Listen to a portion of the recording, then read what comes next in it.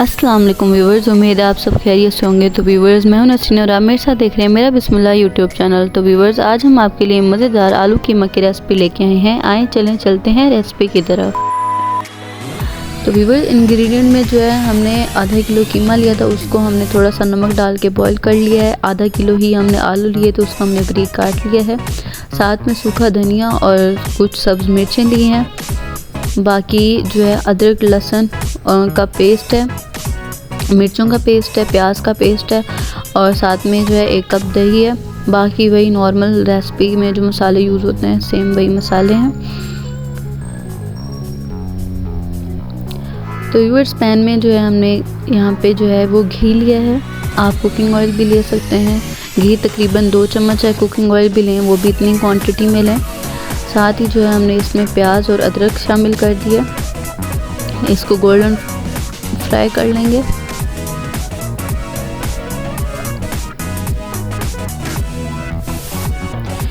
इसको जैसे ही ये गोल्डन फ्राई हो जाए, इसके अंदर जो है हमने कीमा शामिल कर देना है।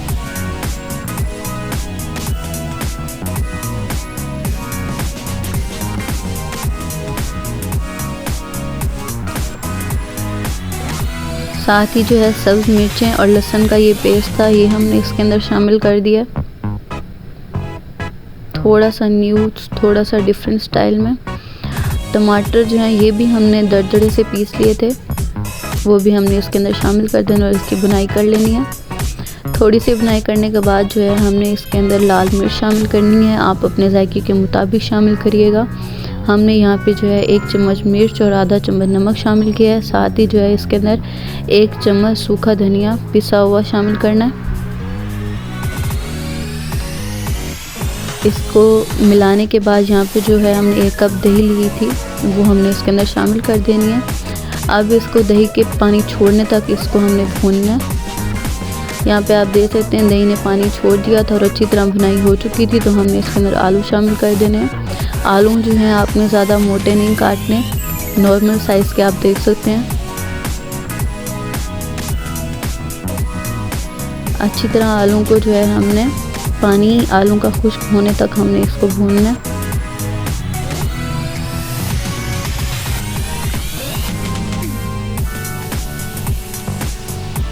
आलू ने अपना पानी छोड़ दिया है।